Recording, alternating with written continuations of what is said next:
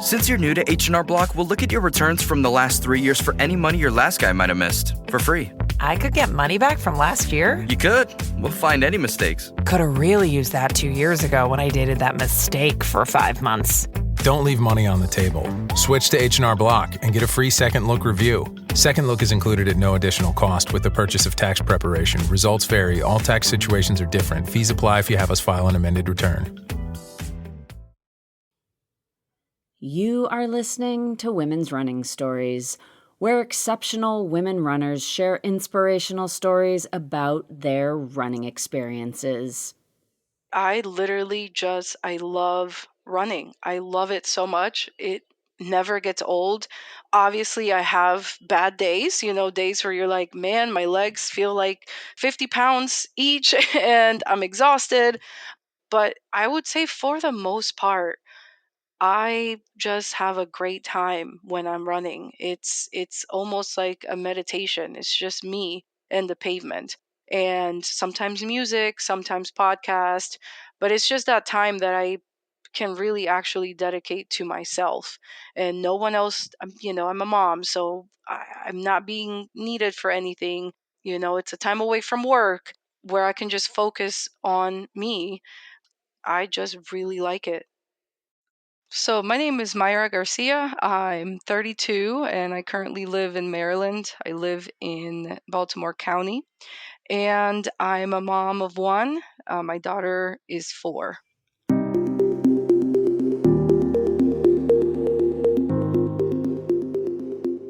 Yes, in this episode, you are going to hear the running story of Mayra Garcia, who is originally from Honduras and now calls Maryland home. And Mayra does love to run. She loves to run a lot, and she loves to run far.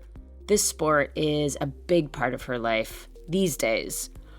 But it really wasn't that long ago that Mayra wasn't a runner at all.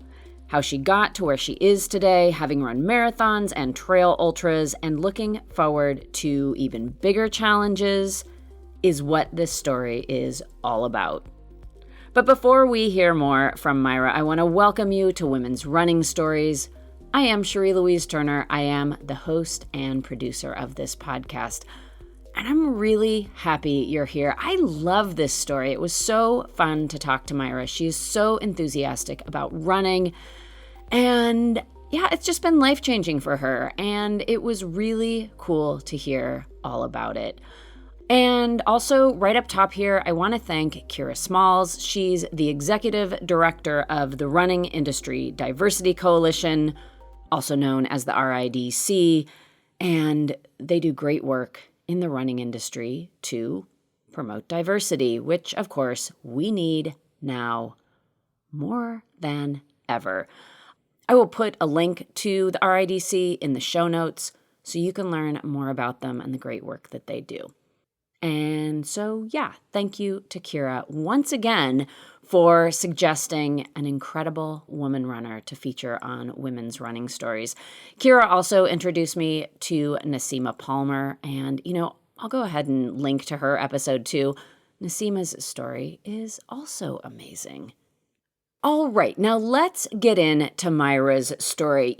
There's not a whole lot of setup here. Mayra tells her whole story from her really spontaneous start to her running journey all the way to where she is today.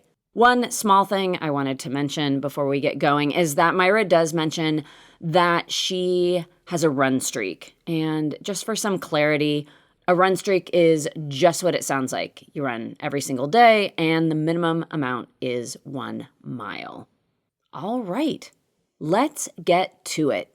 Let's hear the running story of Mayra Garcia, starting at the beginning. Here to tell her story is Mayra Garcia. Yeah, so running is, I would say, still fairly new to me. I, growing up, didn't play any sports or really do any kind of athletic activities. I started running in the fall of 2021 after a really tough time in my life mentally.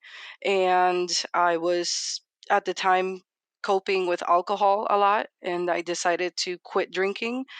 And then I was just really angry, and I had all of these pent up emotions and feelings that I didn't know what to do with them because I was so used to just drinking them away. So it was mostly the anger and like just feeling this pent up anger inside of me. And one day I just decided, you know what, I'm just going to go run, and I'm going to run as hard as I can for as long as I can until I don't feel angry anymore. And it was beautiful. So I remember, I'm pretty sure it was one day in the evening, and I was just having that just anger. Just I'd never felt that angry before. And this was shortly after I had separated from my daughter's dad, and I think a lot of it came from that. And it just, yeah, it just occurred to me to go run, to go just tire my body out. I thought about walking. I had been hiking here and there before, but that would just, I needed something really intense physically to feel like I'm releasing all of that pent up energy. And so, yeah, just put my shoes on and ran out the house without any distance in mind, any pace in mind, just as hard as I could. And I ran for about a mile and a half, kind of just like an out and back, and was just speeding as much as I could at the time. And then when I got back, I felt exhilarated. I felt a rush from the running, but I also felt so physically spent that I I wasn't, all that anger that I had was gone, because I really channeled it into the speed. So it felt really good. That's kind of what got me hooked into running. It was that feeling of coming back, and you just feel amazing.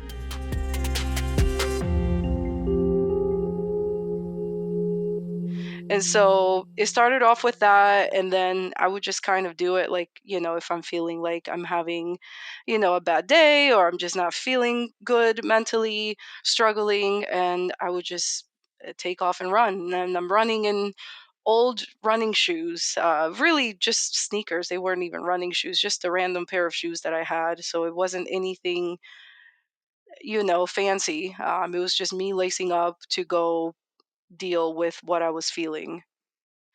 And it was pretty shortly after that I realized, man, I really like this. I would like to keep running and train for something like a 5K. So I started running pretty much almost every day. And very shortly after, I'd say maybe like within 2 months. So we're talking about the end of 2021, like November, December. I decide, you know what, I'm going to train, I'm going to sign up for a half marathon, and I'm going to train for it. And I was using the Nike Run app, and they have a free training plan for a half. And the reason I went with the half was because I felt like I needed something really challenging, and that's what seemed really challenging at the time. So the next the next few months was just me training for that.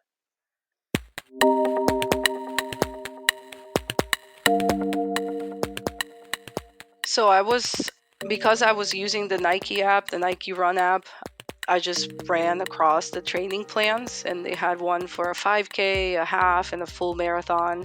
And I figured, I'm like, the plan is right here. It tells me exactly what I need to do, how many times a week I need to run, for how long. And I work from home, so I was able to, and still am to this day, I pretty much just take my lunch break to do my run.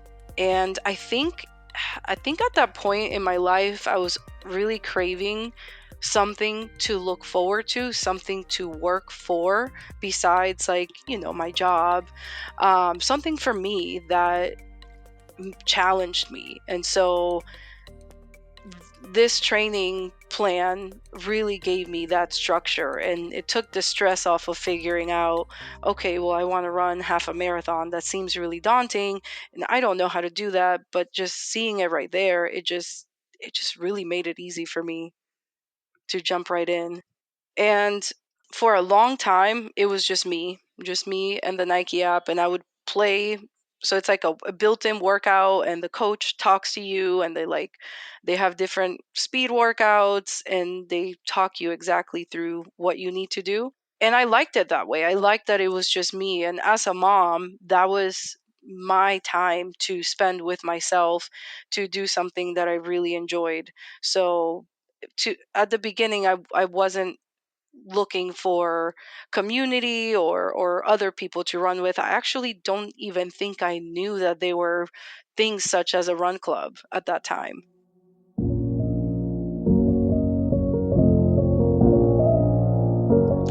So, funny story actually. I initially signed up for the half. I was doing the training plan, and it's the race is called the Potomac River Run, I believe, and it's in DC on the CNO Canal. And at some point during the training, I don't know if it was still in, I would say it was probably still in 2021, maybe December or maybe January. The race was in May. And at some point, I've said, I probably got to run about 10 miles. And I said, 3 more miles after this is really not that hard. I want to do something harder.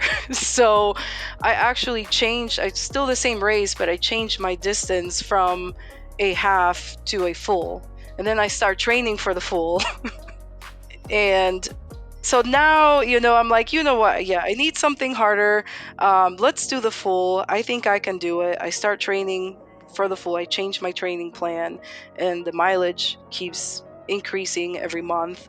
By this point, I'm getting really into like the research. When I first got serious, I did a ton of research about like what shoes do I need to wear, what socks. I watched YouTube videos about other people explaining, what a marathon experience is like, looking up hydration equipment.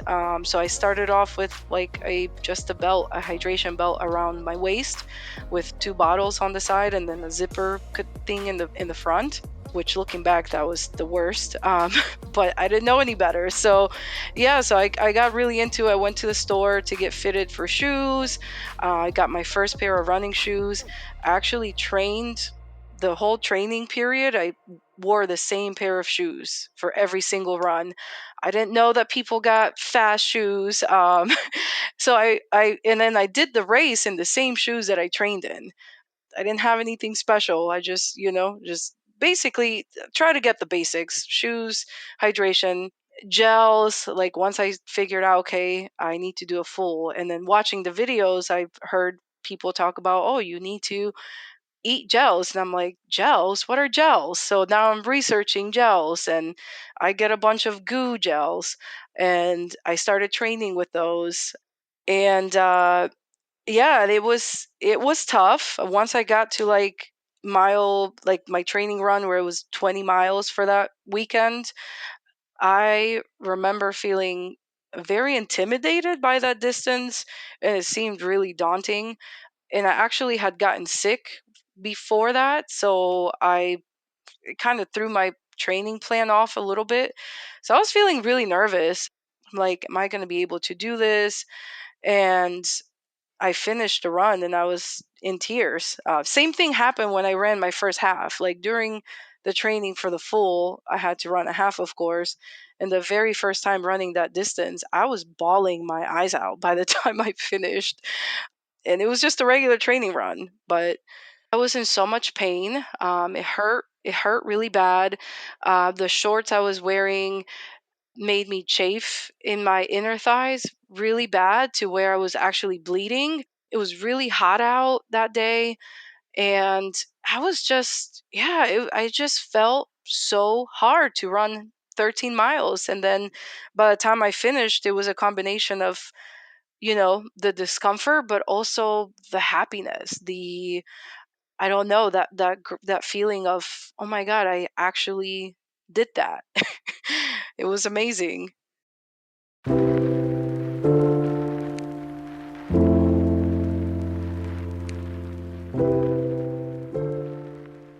So that first marathon was a very humbling experience. It was on the C&O Canal, which is very boring after the first 10 miles. You're seeing the same, just water on one side, trees on the other side. There's no spectators. A very, very low-key race, very small. So, there's no one cheering for you. I did have a friend that from college that just volunteered to come. She's like, I'll come see you. So I did get to see her, but it was really difficult mentally and physically. The mental aspect was hard because of the course. It's so redundant. You're just seeing the same thing, and it was an out and back. So the half is an out and back. So if you're doing the full, you got to do the out and back twice. Just running on the same piece of land for it took me over 5 hours to finish. I was cramping really bad at some point towards the end, and I remember I cried a lot. I've cried pretty much every race, every long distance race I've done, like marathon and up. I'm bawling for whatever reason. But in this particular case, I was cramping, and it was extremely difficult, and I stopped. I like just collapsed on the floor, and I'm crying, and I'm like, how am I going to finish this?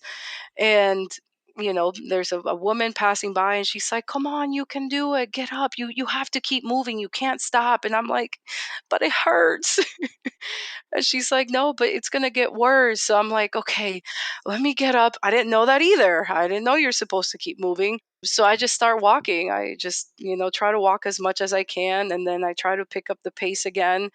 Looking back, hydration wise, I could have used a lot of sodium, some kind of salt supplement, but all I had was my goo gels and water that I just had 2 water bottles, the same belt that I trained with, which was like probably 30 ounces total.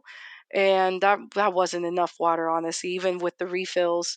And I think I did some Gatorade probably at the aid stations. So what happened was, after the first half, the first out and back, my friend is there, and she volunteers to come run the second half with me. And honestly, that was a lifesaver. I told her, I'm like, I don't know if I could have gotten through that without you there, because it got just, things get really dark during these kinds of events. And then just like having that support, and her encouraging me, and me complaining like, I'm tired, my feet hurt so bad, and she just, her just telling me, come on, you can do it, keep going, come on, you got it. Very encouraging. And I crossed the finish line, and I literally just, after grabbing my medal, I just go collapse on the grass, and I have a picture actually where I'm just laid out with my arms stretched out, my legs stretched out, and I'm just dead. I'm exhausted. I'm still cramping. And yeah, I just laid there for a while. She brought me some icy hot. So I remember putting some icy hot on my legs to see if that would help. But yeah, immediately after that, of course, I'm thinking, I'm never doing this again. That was horrible. At the same time, I'm really happy. I'm really proud of myself, but I'm like, this hurts. So yeah, immediately I'm like, yeah, I don't know. This may be a one-time only thing, but I don't know how shortly after that I was like, I want to do it again, and I want to do more. I did 26.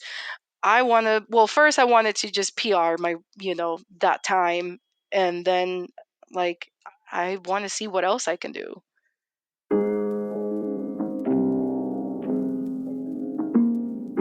I'm pretty sure that I found out about ultras through that college friend.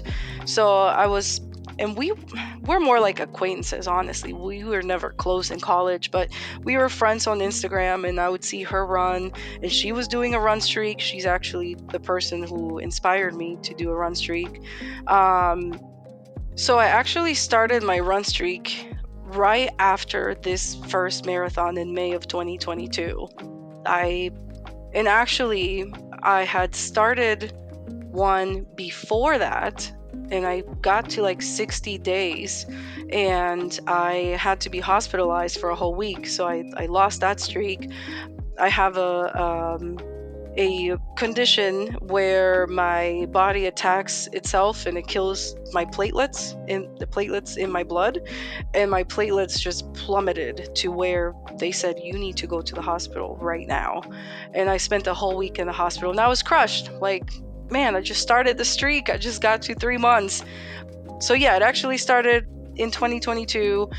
That happened, and then that was in February. So that was before the marathon. And then after the marathon, I decided I'm gonna start the streak over. And this time, knock on wood, I'm still going strong since May of 2022. So the streak, I think, ties back to just me pushing myself to do really hard things, getting up every day and knowing I have to run no matter what is going on, I have to run at least 1 mile. And so that challenge was very enticing. And I also wanted to prove to myself that I can keep the promises I make to myself, right? Like, a lot of times we make fitness goals. Like, I mostly see it now with like people in the gym, like, oh, I'm going to the gym and I need to lose X amount of pounds and I need to go X amount of days a week. And then, we fall off. I've been there before. I've never been athletic, but I did work out very randomly. Like, I'd be consistent for a few months. Then I'm like, forget the gym. I'm tired of it. And so I just also wanted to prove to myself that I could keep the promises I made to myself. And another big reason is being sober. I know that again, for a long time, that was my escape. That was my coping mechanism. And not that running is my coping mechanism. I think it's evolved now to just be something that I really, really enjoy. And it is a tool that I still use in days where, I'm having a bad day. I go for a run and I just feel so much better. And I just wanted to see, like, how far can I make it? And I still feel that way. It'll be 3 years this May. And now I'm like, well, how much more can I do this? How much longer can I do this for?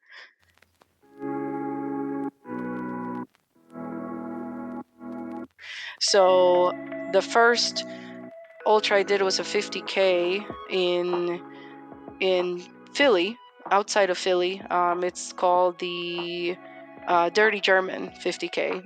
And that was actually also in May, but of 2023. So a year later, I'm running my first 50K.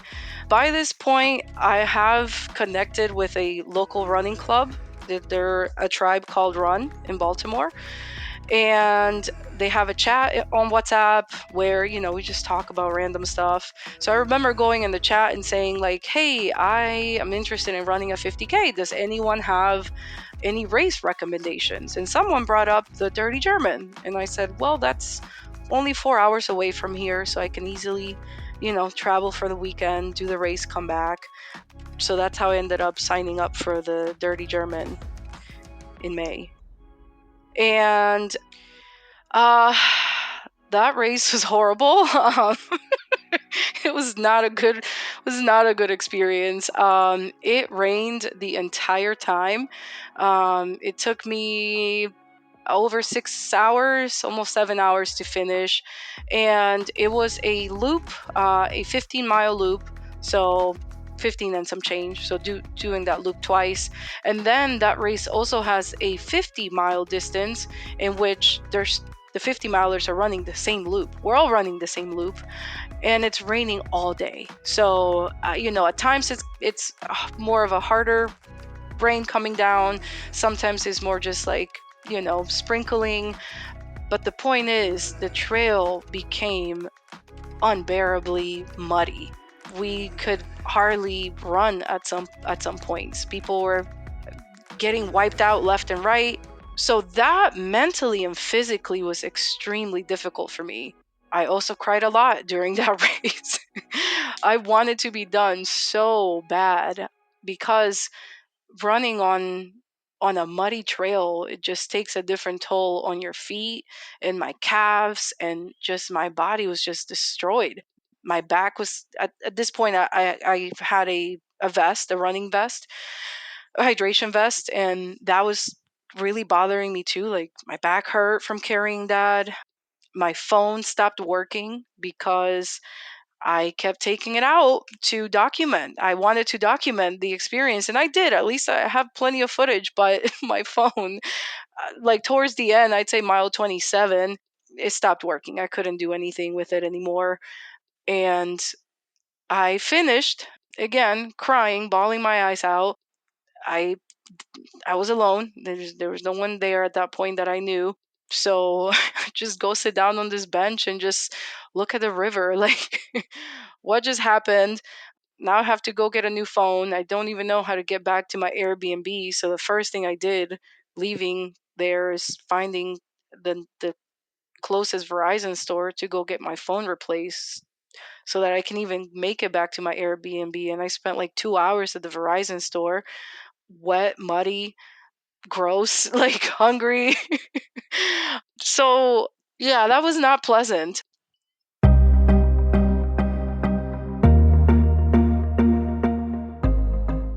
So, I think it was after, so I've only run 350Ks, and it was the second 50K I ran in January of last year, where it kind of solidified it for me. Like, okay, this is my second time. Like, I've now run 2 marathons, I've now run 250Ks, and I really like the challenge, but I really want to see if I can do more. Can I do 50 miles? So that was kind of the mindset. The only thing that I had holding me back was the training for it. That seemed scary and unknown. Like, okay, I kind of figured out how to train for a 50K on my own, but I don't think I can figure out how to, or maybe I could, but I didn't feel confident in myself to tackle that distance on my own. So, and I also knew that I would have to dedicate so much time. Like, the training cycle would be much longer, and much more intense. And so from then, I knew I wanted to do it. Really, I think from the first 50K, I knew I wanted to do it, but I just knew, like, it's not my time yet. Let me keep building my base. Like, at this point, I'm still fairly new to running, especially long distances. And so I wanted to get some more miles under my belt, more experience, and figure out how I'm going to fit in this kind of scheduling.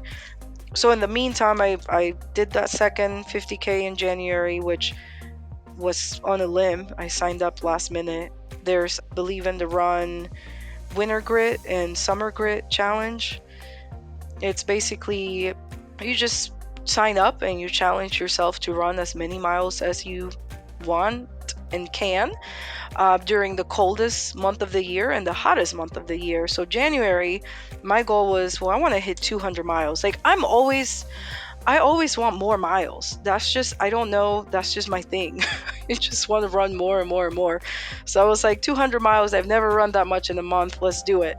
There's this 50K coming up locally in January, and I'm like, let's do it. 2 weeks before the race, I sign up, and it was after that I was like, okay, I think this year might be the year that I can really zone in and tackle this 50-mile distance. So I started doing research about that distance and, how to properly prepare for it.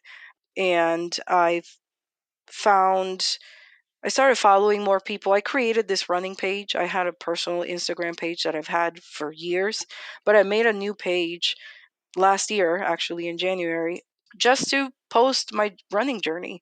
And I followed a bunch of people, people I found inspiring. And I found this Latina runner in California. Her name is Jess Garcia. We have the same last name, ironically, and we're both Central American. She's from El Salvador. So that was even more cool because I'm like, I don't meet a lot of Central American people in this running space. So her Instagram name is tempo underscore with underscore Jess, Jess. And I just thought she was so badass. I'm like, oh my God, I want to be like her. She's amazing. She's running ultras. She's running in the mountains. And I'm like, I don't see a lot of Latinas in the running scene, in the ultra running scene specifically, or trail running in general. At least not here where I live, or the races I've gone to. So, and then I figured out that she's a coach. So I was watching her for a while, and then eventually she posts about having openings for new clients, and I said, this is my chance.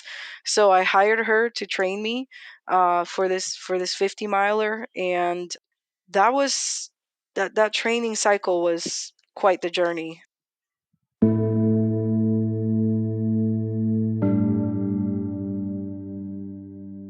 So yeah, I hire her. We start working in June of last year.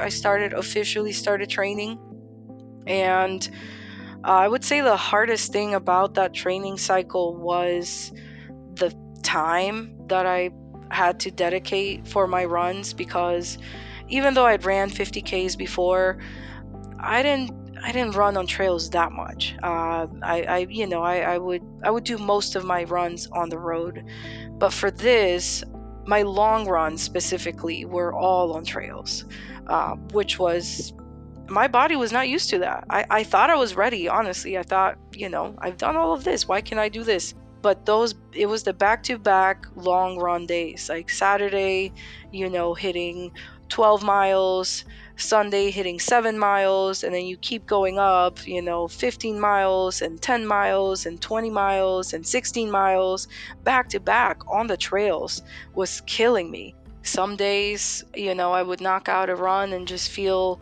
like, yeah, I got this. And then some days I would really question everything. Like, why am I doing this?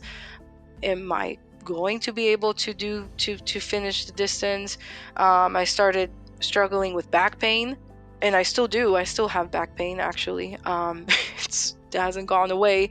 I did PT for a few months, and that didn't really seem to help. And so I kind of just pushed through, but there was a lot of doubt. I didn't feel as confident as I did for my prior races. And I really just had to push through the noise of like, oh, you're not fast enough, you're not strong enough, you're not going to finish. And I just had to continually show up no matter what. Like, I'm not feeling it. So what? Go do the run anyway. So it was time consuming because I'm not that fast on the trails. I mean, I'm not super fast on the road either, let alone on the trails. So I was averaging like 12, 13-minute miles for all of my runs, which means a 15-mile run is taking me half of the day essentially. And I'm still having to come home and then clock into mom duties after that. And I was wiped out, honestly. I got really burnt out during that training cycle because of just how hard it was and how much time I had to dedicate and how exhausted I was, where I didn't have energy to do anything else, to hang out with friends, to do anything. Basically, my weekends consisted of get your long runs in, clock into mom duties, eat enough food, eat as much as you can, and get as much sleep as you can. That was pretty much every weekend from June to November, which is when the race took place.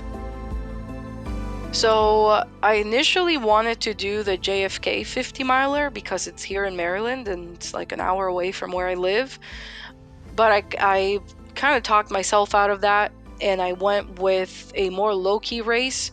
It's called the Stone Mill 50 miler, and I think it's in Gaithersburg, Maryland, which is also an hour away from me.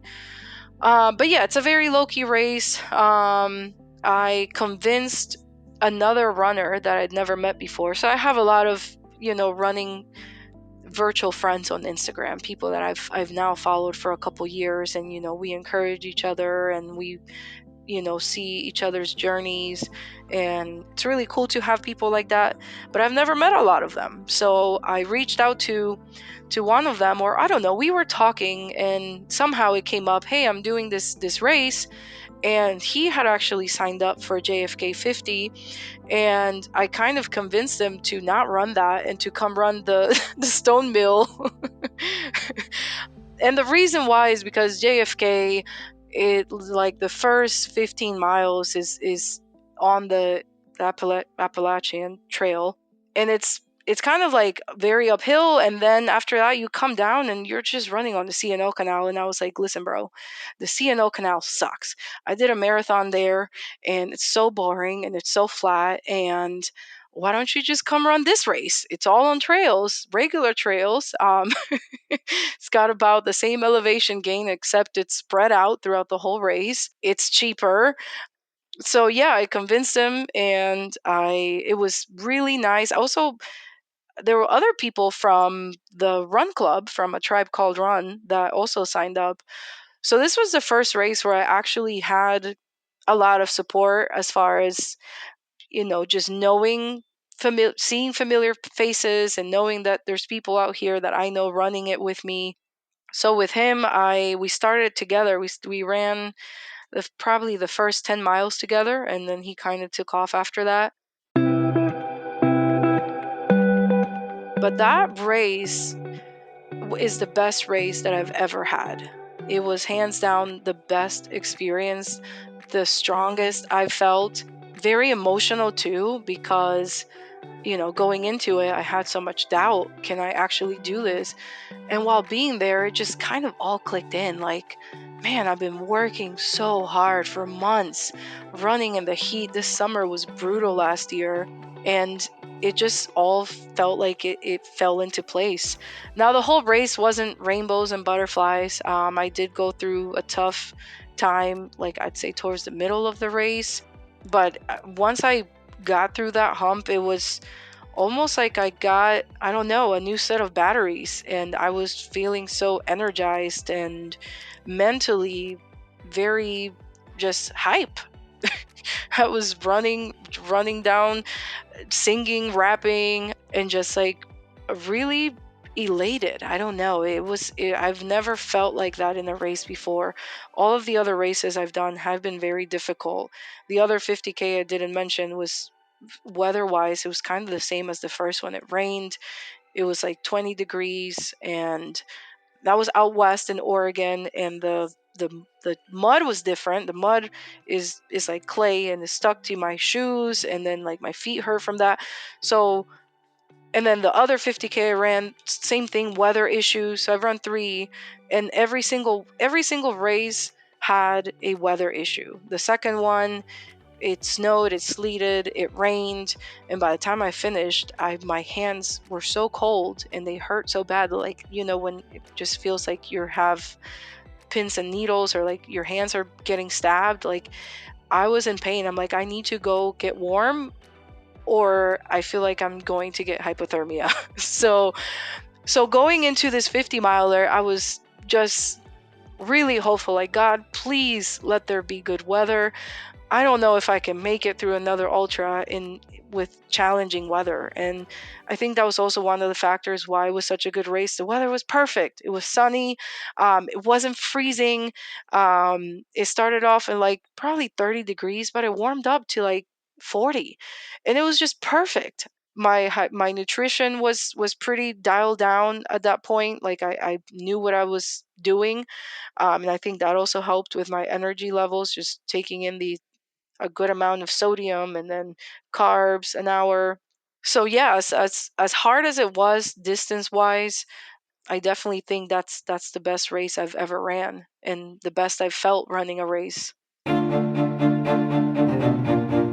And when I said this is the most support I've ever had, it wasn't just the people I knew from the run club, but my friends showed up. I asked my best friend who lives in Florida, well, one of my best friends, to come up to support. And she flew up that day just to come see me cross the finish line. My other friend who lives here in Maryland, I asked her, hey, can you please bring my daughter? I would love, she's never been at any of my races. And I'm like, well, actually she has. I lied. She's been to one. But I'm like, it would just mean the world if I could see her face when I cross the finish line. And also that's going to be such a boost for me to know, like, come on, your daughter's waiting for you, your friends are waiting for you, like someone flew up here just to see you finish. So when I crossed the line and I saw them standing there and my daughter ran up to me, bawling again. just just so happy, so relieved to be done, and really happy with how I performed. So going forward, I just want to inspire more women of color to get out on the trails. I want to see more of us doing these ultra races, and I want to inspire people to get out there and try it out. And that's one of the reasons why I also wanted to just be in the ultra running scene more, is because I want to be the representation that I don't often get to see. And I just want to inspire other women to do the same.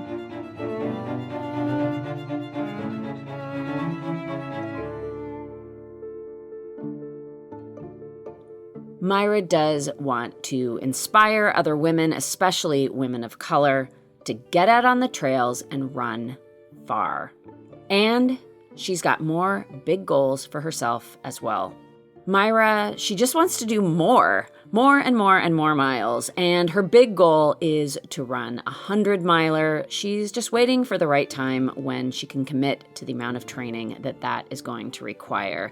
In the meantime, she is also considering sort of an intermediate step between the 50-mile and the 100-miler, and that is the 100K distance, which is just over 60 miles.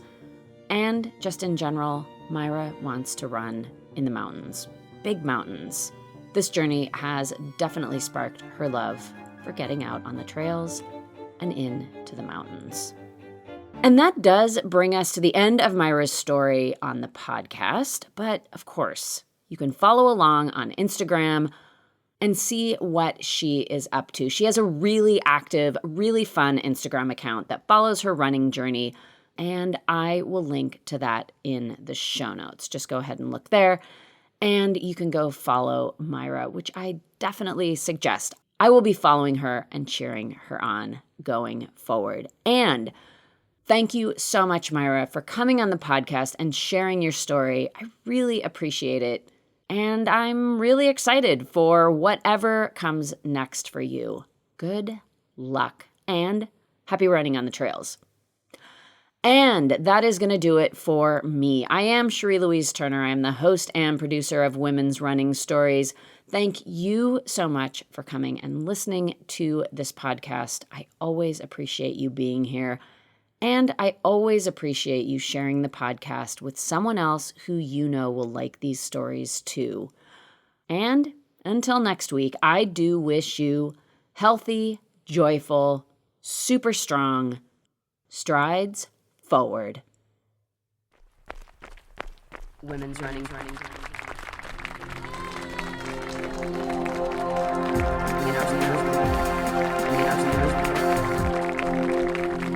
Women's running stories.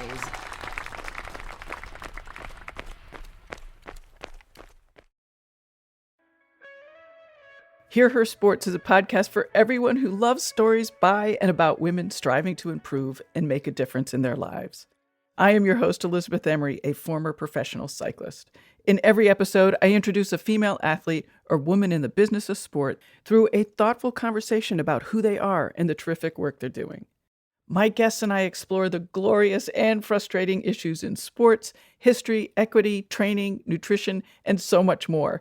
Join us for inspiration, for community, and for love of being a strong, athletic woman.